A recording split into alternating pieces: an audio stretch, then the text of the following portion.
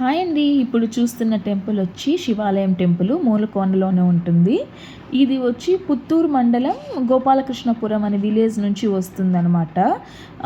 ఇది తిరుపతి నుంచి అయితే 1.5 అవర్, చెన్నై నుంచి అయితే 3 అవర్స్ పడుతుంది. ఇప్పుడు గూగుల్ మ్యాప్లో మనం మూలకోన అని సెర్చ్ చేస్తే ఆటోమేటిక్గా వచ్చేస్తుంది. మాకైతే 15 కిలోమీటర్లే.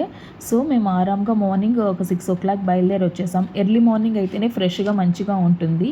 దారి అయితే పెద్దగా బాగుండదు కానీ టెంపోలో కానీ 2 వీలర్స్లో అయితే ఇబ్బంది లేకుండా వచ్చేయవచ్చు. బస్ ఫెసిలిటీ అయితే తక్కువే.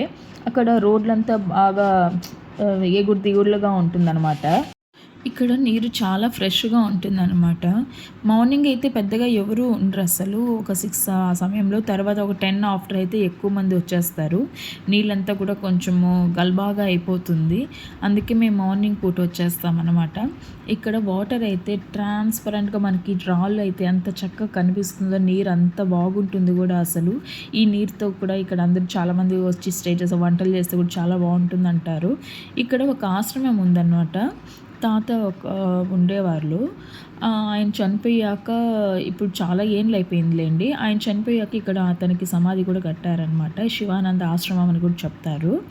ఇక్కడ వచ్చి స్టే చేసేవాళ్ళు ఇలా వంట చేసుకోవడానికి కూడా గది ఉందన్నమాట. కొంతమంది అయితే ఒక 10-15 రోజులు ఉండి స్టే చేసుకుని వెళ్ళిపోతారు. ఆల్మోస్ట్ ఎవరు ఇక్కడ స్టే చేయరు. సిటీ తక్కువ అనమాట. సో ఇక్కడ స్టే చేసి వెళ్ళిపోతూ ఉంటారు. ఈ తాత మాత్రం ఎక్కువ ఇక్కడ ఉన్నారనేసి అతనికి ఇక్కడే సమాధి కట్టారనమాట. అతను ఒక దేవునిలా కొలుస్తారు. ఇలాగుంటుందండి కోనేరు. చక్కగా అసలు ఎంత బాగుంటుందో అసలు. పిల్లలైతే మంచిగా ఎంజాయ్ చేశారు. వాటర్ చూడండి ఎంత క్లీన్గా మంచిగా ఉంటుందో. ఇక్కడ ఈ కోనేరు పైనుంచి చూస్తే ఇలాగా కొంచెం వాటర్ అంతా ఫ్లోయింగ్ ఉంటుంది. దీనికన్నా హైట్లో కూడా కొన్ని బావిలు ఉన్నాయి అంటారు. ఆ వాటర్ ఫ్లోయింగ్ అంతా వచ్చి ఇలాగ వస్తుంది అంటారు.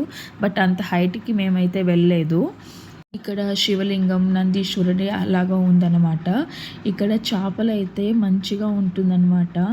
ఇలాగ స్పాలా కూడా మనం చేసుకోవచ్చు. ఈ కోనేరు దాటుకొని కొంచెం పైకి వెళ్తే అక్కడ కూడా ఒక శివాలయం లాగా వస్తుంది. అండ్ దెన్ పెద్ద బావిలాగా కూడా ఉంటుంది. ఆ బావికి వచ్చి పైనుంచి కొండ నుంచి నీళ్ళు పడుతూ ఉంటుంది. ఇప్పుడైతే ఏం పడలేదు. మేము వెళ్ళిన సమయంలో ఇలాగ వాటర్ అయితే ఫ్లో అవుతూ ఉన్నింది. ఇది కొంచెం ఏమైనా డేంజరే. చాలా ఇన్సిడెంట్స్ కూడా జరిగింది. సో జాగ్రత్తగా ఇక్కడ ఈత కొట్టాలా. తెలిసిన వాళ్ళైతేనే ఈత కొట్టడానికి బాగుంటుంది. తెలియని వాళ్ళైతే డేంజరే చెప్పాలంటే. ఇది ఒక శివాలయం టెంపుల్ అనమాట. మేము ఆ టెంపుల్ కూడా దర్శనం చేసుకొని మంచిగా ఇవంతా చూసుకొని వచ్చాము. పిల్లలైతే ఈతలు కొట్టుకుంటూ మంచిగా ఎంజాయ్ చేస్తూ బాగా అందరూ ఎంజాయ్ చేసామండి. మీరందరూ కూడా తప్పకుండా మూలకోనని విజిట్ చేయండి. మంచి వ్యూతో బాగుంటుంది. ఎర్లీ మార్నింగ్తో వెళ్ళారంటే ఎవరు పెద్దగా ఉండరు. హ్యాపీగా దర్శనం చేసుకొని ఎంజాయ్ చేసుకొని రావచ్చు. సబ్స్క్రైబ్, లైక్, షేర్ అండి.